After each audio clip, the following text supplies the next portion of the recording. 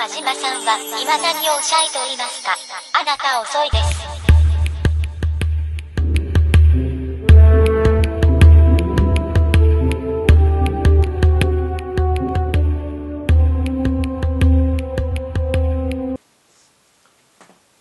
Okay, the next film I saw at the film festival, I Am Big, well that's why the background scenery is different now, dressed in a suit. It's for the film festival. I Am Big Bird, the Caroll Spinney Story. It's a complete biography. Caroll Spinney, who plays Big Bird in Oscar the Grouch, is the only surviving puppeteer of the Muppets, the original Muppets of Sesame Street.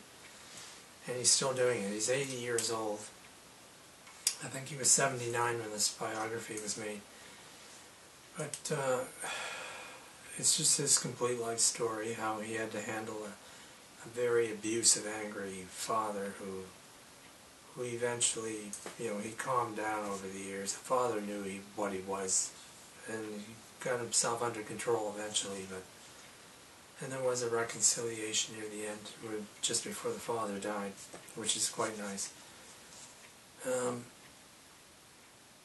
This just follows him into another relationship with his first wife, who was a complete jackass asshole, who didn't pay any attention to anything Caroll Spinney did at work, could care less about the Muppets or anything else about Caroll. And she was just an abusive, mouthy little bitch, and she had this is hard to picture, the Big Bird's actor, puppeteer. This wife had this guy so depressed that he walked to the window in his apartment, and he was going to launch himself out and kill himself over this really shitty marriage. Eventually got a divorce, and there were children involved. And then it follows him, his career, and he's sort of like I picture him as a guy that really didn't have that much confidence in what he did, but he knew from the age of 5 when he acquired some money that he got from selling pop bottles to build a puppet, and he made people laugh. He knew right from then that he wanted to be a puppeteer. And I guess a lot of us, like myself, we know from the very beginning what type of job we'd really like to be in. And so he was invited by Jim Henson to play the part of Oscar the Grouch in Big Bird, although at first Jim Henson thought Caroll Spinney was a complete disaster because he couldn't remember his lines or sing songs properly. It was the singing department that really made Jim Henson question if he should have hired this guy or not. But this movie follows his career, and eventually he meets what he thinks is 3 or 4 girls, one at a party at a library, and he's trying to pick these girls up.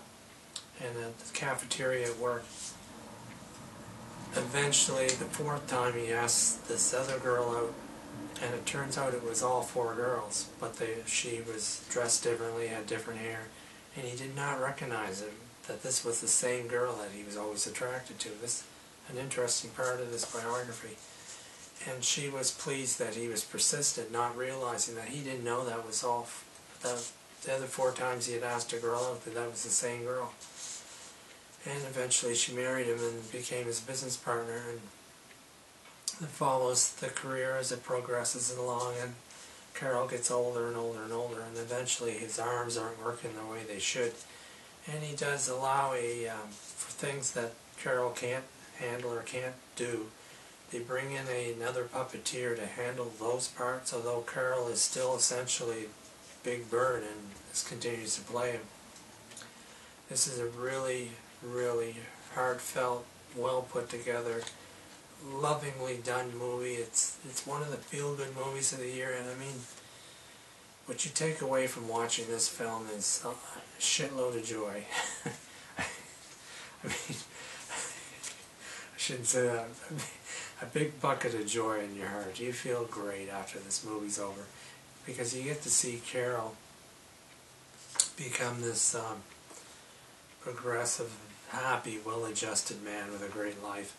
I mean, there is a tragic scene in here when one of his neighbors is murdered by one of his house servants on his property, and I mean, just go alone just to see how Caroll handled that and the way that turned out.